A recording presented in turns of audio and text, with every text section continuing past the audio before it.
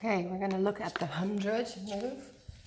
So if you start lying on your back, finding the neutral position, little space underneath your low back.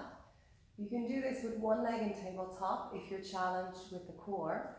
Otherwise, take two legs in the air, reach the arms out by your side, and lift the eye gaze to look in between the knees. Then you inhale, pump the hands to the side for 5, 4, 3, 2, 1, and then exhale, 2, 3, 4, 5. And you continue with this pump till you get to 100. If the head is challenged in an elevated position, just lower the head down and continue to pump the arms. If you want more challenge from this point, you can inhale 2, 3, 4, 5 with your knees bent, and then exhale 2, 3, 4, 5 with your legs extended. Come back into the knees bent for an inhale, and then lengthen back out for an exhale.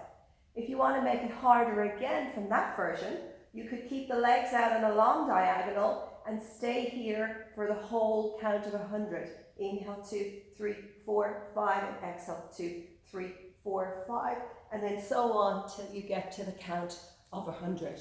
So choose what level is right for you, and then you can start to build yourself up to the higher levels.